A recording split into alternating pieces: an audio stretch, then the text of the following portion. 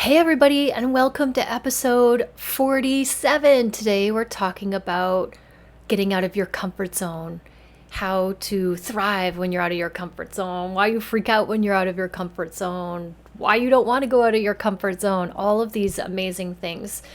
And for those watching on YouTube, it's a nice white room that I'm in. I am in Costa Rica right now, and it's so beautiful outside, and I wanted to shoot outside because it's just so beautiful, but it's really, really hot, and there's no private place, so I couldn't do it. There would be too many distractions. So welcome to my small space room that I'm staying in. I feel like a giant because the roof is really small, but it gets the job done. So listen, let's talk about what's really going on. For those of you who are new to my podcast, welcome, and let me catch you up on what's going on with me.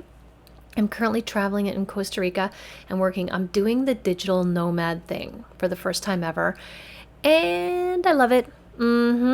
It is really up my alley. It is my jam. I kind of like got my groove on. Like, oh, it is so delicious for me.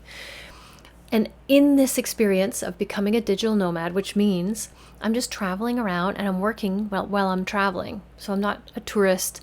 I'm working, but I'm experiencing the local culture and all the amazing food and the really cool things that the community does. But I'm still working as I do that.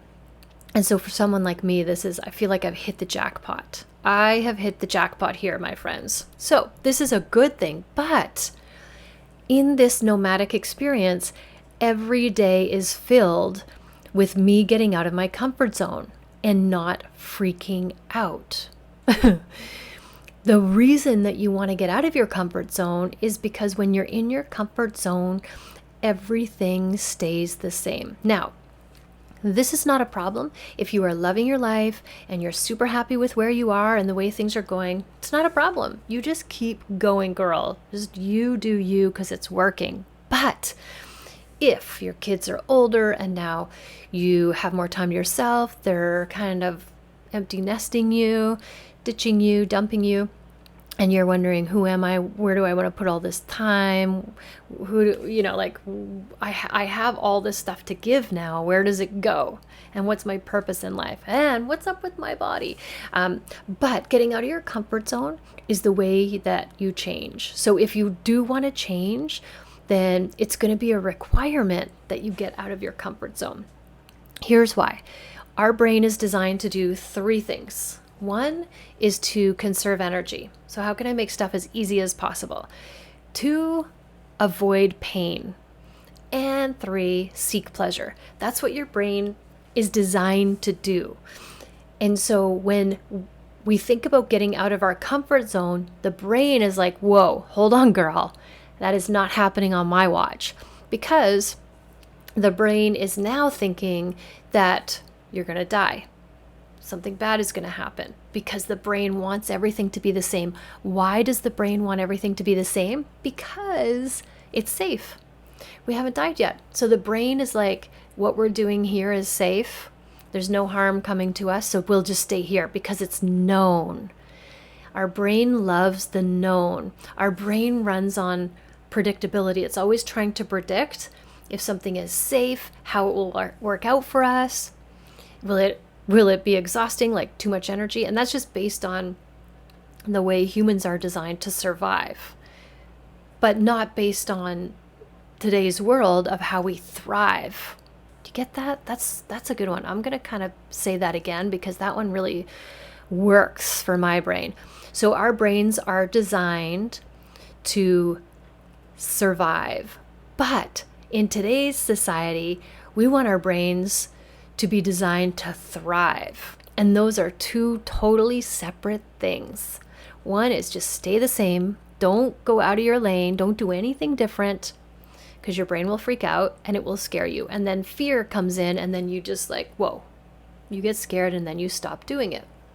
But thriving is not listening to that part of your brain that's trying to keep you safe and go, what if? Because the fear is like, what if you die? What if something terrible happens? But the thriving part is like, What if it's awesome? What if something fabulous happens? What if I love it more than this? What if that's the best thing I could ever do for myself? And that's the part of the brain that we want to access when it comes to this. The reason this came up for me is, like I said, every day when I'm traveling by myself, experiencing new places in a foreign country with a foreign language, I'm always out of my comfort zone. But it's how I show up for that. It's what I think about that makes all the difference. Because sometimes when you're new to a place, even finding food can be out of your comfort zone. Making new friends can be out of your comfort zone. Knowing where to find your house can be out of your comfort zone because you've never done it before. And so your brain can get into overwhelm and overload and totally freak out. But here's why this came to me, why this thought of this podcast came to me is because I love Spanish and I've always wanted to be fluent in Spanish. And yes, I have a 120-day streak on Duolingo, you know it, but I'm still not fluent. Mostly because I just am doing the easy stuff just to keep my streak alive. But I decided I was going to take a week of Spanish classes. So it's 5 days of Spanish classes. It's intensive. It's 4 hours a day. Because that is going to help me improve, not 5 minutes of Duolingo. But that's helping too. But I wanted to just really kind of like put myself in a situation where I had to learn. And what does my brain do? My brain freaks out because that's uncomfortable for me. It's different. My brain's like, we could die. Sounds like a lot of energy you're going to expend here. Sounds like a lot of pain and not a lot of pleasure. And so your brain is trying to tell you not to do it because it's going to be scary and it's going to be hard and it's going to freak you out. All of those are true. And I'm going to do it anyway. And in this Spanish class, and I realize why it's hard to learn a new language. It's not necessarily the grammar part of it or the understanding of it. It's not pronouncing the words. The biggest reason why it's hard for people, and for me, I'm speaking for myself, okay? I'll just speak for myself. The reason why it's hard for me to learn a language is because I don't know what I'm doing and I have to say it out loud in front of other people and make mistakes in front of other people. And I guarantee you that this is one of the reasons why most people find it hard to learn a language, because they're not willing to get out of their comfort zone of not knowing what the heck they're saying and that being okay. And so in this Spanish course, we're learning at a fast and furious pace. The good thing is it's all different types. So we're listening, we're talking, we're playing games, we're singing, like all the things, all the different ways to learn are being incorporated in. But it's still hard, and you still have to conjugate all of these stupid verbs. So we were playing this game, and you land on a spot, and then you have to conjugate the verb. And for some reason, every one that I landed on was an irregular verb that I did not know. And so I had to say, like, I don't even know what this word means, never mind how to conjugate it. And so my brain, my fixed mindset brain would be like, you're not good at this, so don't do it because you're not going to succeed. That's a fixed mindset. But my growth mindset would say, oh, I know that if I practice this, I can learn it. I know that if I practice anything, I can learn anything new. My growth mindset is, yeah, you're going to be bad at it, and that's how you get good at it. The fixed mindset is you're going to be bad at it, so you're going to fail, so don't do it, right? We learn this at a very early age from our parents, like how our parents perceive what is a win and what isn't, what is good and what's bad, how we can grow or not grow, what we're good at, what we're not good at. And so when you look at kids that were taught the fixed mindset, they very rarely try something out of their comfort zone. And so for me, that makes me sad, because that's where the magic and the brilliance of life is. That's where the juiciness of life is outside your comfort zone. It's so good. And in this game, when I was playing this game, it didn't just happen one. Every single time I landed on a square, it was an irregular verb, and I didn't even know what it meant, nor did I know how to conjugate it. And so I started to feel all the feelings. This is why I wanted to share it with you, is because I started to get upset, like mad. I was starting to get pissed off because, well, here's how it goes. I notice in my body a feeling. This is how you process your feelings. Not a feeling of good happiness and everything is great. It wasn't that. It was like a tightness in my chest and in my throat, and it didn't feel good. So that's my cue that something's off in my brain. And then I'll say to myself, why am I feeling this way? Well, my thoughts create my feelings. So then I go into my brain and I'm like, what was I just thinking? What am I thinking that's making me feel angry? Like pissed off, really angry. And it's like, oh, I don't know any of these words and I look like an idiot. That's what I was thinking. And I'm in a class with 5 other people and a teacher.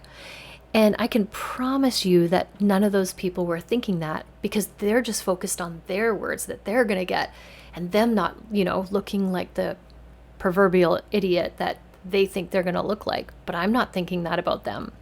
And I can pretty much guarantee that they weren't thinking that about me. They were probably thinking, I'm glad that I didn't get that irregular verb that we don't know, right? But it was because it happened one after the other. And so my brain was stacking on this thought about not being good enough, not studying hard enough. But how do you learn? And our teacher would say this over and over again, poco y poco, little by little. And so the experience was horrible when I was thinking that way. And it's not fun. I'm not going to learn anything when I'm shutting down and feeling angry. And so I just flipped it in my head. It's like, this is how I learn. This is how I learn. And I can make it feel horrible because of the thoughts I'm thinking, or I could make it fun. And then I flipped my brain to make it fun. And as soon as I say something out loud from that place of I'm going to make it fun, everybody in the class laughs and it eases the tension. It eases my pressure. I start to think other thoughts. Like, yeah, it's going to be hard until I figure out how to learn these words, how to remember these words, how to conjugate these words. But until that happens, there's going to be big yucky feelings that are coming up. Really big yucky feelings. And I'm a life coach and I have big yucky feelings. You need these big yucky feelings. They're part of the process. You can't have the sweet without the sour. So in order for me to get better and to learn, I had to feel like I didn't know what I was doing. That's what motivates me to learn. That's what motivates me to put more time and energy into it. And so can you put a parallel in your life? What are you trying to do that's hard or new and scary, and you don't want to do it because you're not instantly good at it, because you've never done it before? When I say it that way, you kind of think in your brain like, why would I be good at it? Because I have literally never done this before. What if I was super kind to myself and supported myself through this? What if I was my biggest cheerleader? Right? That would feel way better. That would be so good. That would be amazing, to be my biggest cheerleader. And as I think about this, as mothers, we are our kids' biggest cheerleaders. When I was surfing in Tofino, there was this mom and this little girl, and she was learning how to surf. And I was close to them, so I could hear what they were saying. And the little girl would be like, okay, I'll try this one. I'm kind of scared. And the mom's like, you can do it. You can do it. And it was a small little wave, and the girl would catch it, and she would ride, and the mom would be like her biggest fan. That was awesome. You're so great. Keep going. Like, you did a great job. Let's do another one. That was so good. That was your best one yet. And I thought to myself, holy cow, it is so amazing to have your biggest cheerleader always having your back and cheering you on no matter what you're doing. And I have the best mom in the world, so I have that. And I am that. I do that for my kids. I am their biggest cheerleader because the only thing I want for them is for them to succeed and to be happy. It can look like, for me, it can look like whatever they want it to look like. It doesn't have to look like a certain thing for me. And I was like, that being a mom is so powerful. Like, look at how she just lifted that girl up and was encouraging her to learn. If she would fall off, it'd be like, no problem. Let's get back on and do it again. And so when you're learning something new, it's always the effort you put in. That's what makes the difference, the effort that you put into it. That's the key to being successful. And my heart was so warm and so full. And I was just thinking moms are the best thing since sliced bread, like just watching and listening to that. I'm like, I'm going to tell people all about this on my podcast because it was so powerful to listen to how amazing a mom is when she's helping her child, when she's behind her child and has her back. And then, not even 30 seconds later, her second child came over and the whole energy changed. Everything changed. This was a difficult child for her, and you could see the dynamic change. You could see the energy change. The tone changed. Now it was one of being very combative between both of them. Like, this is their natural energy. And it was shocking to me, night and day. The way the daughter talked to the mom, the way the mom talked to the daughter, it was intense and confrontational. And trust me, I get it, because not all humans are the same, and every single one of our kids needs to be parented differently. But I was just bummed because I was on such a high from listening to that other side of it, and I got so excited and inspired by the other side of it that I wanted to share it with you guys, that I was completely deflated and bummed when I heard this second child come up and that whole situation unfold. I was like, damn, I wish I hadn't heard this. But that's life, and that's how it goes. And we have to parent all of our kids differently. And I would never in a million years say what's right or wrong, because I don't know the situation, and we're all trying our best. But it kind of brought me back to reality about being a parent. It's not always cheering on and everything is good. I get that. So, but let's just remember the part where we have our biggest cheerleader, and let's be that biggest cheerleader. Let's take that mom energy and turn it towards us. Let's be our own biggest cheerleader. Yeah, Heather, you got 3 wrong in a row and you didn't know what you're doing, but that's okay, because you get another turn. And on this next turn, you're going to know what that one is, or you're going to study when you go home. And tomorrow you're going to come back and you're going to feel confident about knowing all the answers. Like, and that's how I want to be talking to myself, because when I talk to myself like that, girl, you got this, you can do this, then I feel good. And everything I do in that class comes from a place of feeling good, confident, proud, 100% having my own back, because I know that I can do it. And what way do you want to show up in class? You want to feel defeated and stupid, or do you want to be like feeling smart and excited and empowered, and you can't wait to learn a new word, and you can't wait to go out and try to speak to people, because you're going to say wrong words and they're still going to talk to you, and they're going to appreciate the fact that you're trying.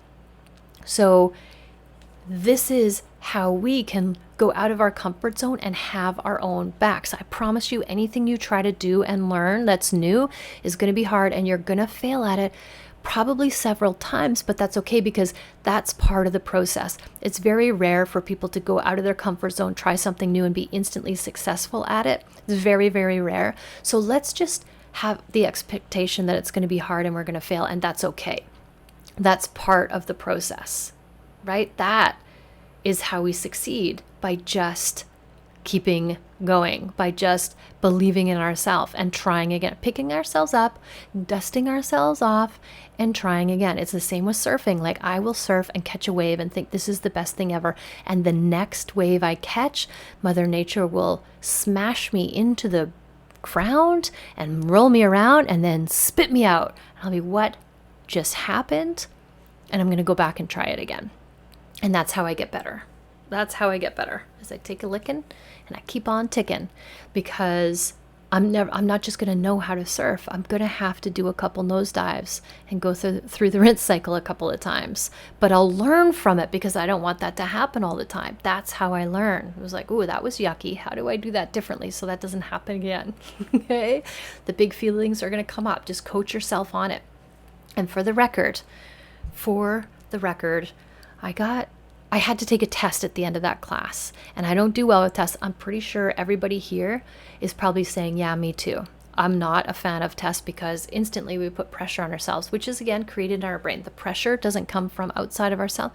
It always comes from inside of ourselves. That pressure came from my brain about tests are hard. And it was a super short test, 3 pages, not hard, but it wasn't based on kind of how the class was taught. And as soon as I started reading it, I just caught myself thinking, like, I don't know what I'm doing. Like, I literally don't understand any of this. I just took 5 days of Spanish lessons and none of this makes sense to me.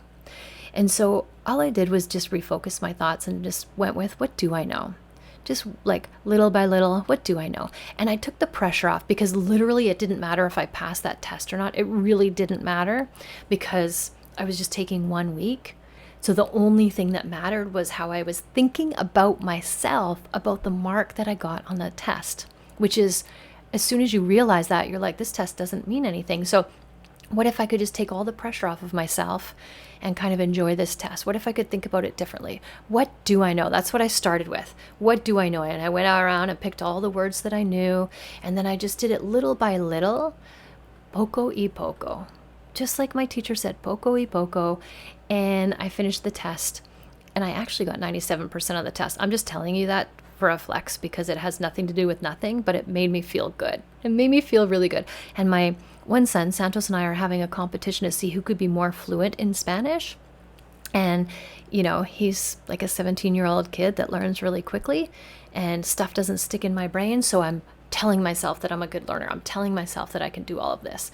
So I had to send him the results of that test just to scare him a little bit, like to freak him out. So he knows that I'm coming for him. I'm going to be more fluent than he is. Anyway, that made me feel good. So out of your comfort zone is where you are going to find growth and freedom and create the best version of yourself. So even though it's scary, I'm encouraging you to jump in with both feet and enjoy the ride. So if you need a push off the cliff, or a push into the pool or down the water slide, like a push into getting out of your comfort zone, or you need help getting out of your comfort zone, please feel free to reach out to me. This is my jam. This is what I live for. This brings me great joy in my life. And this is how I help mamas just like you master midlife. Thanks for listening, everybody. Always, always, always love yourself first, and have an amazing day.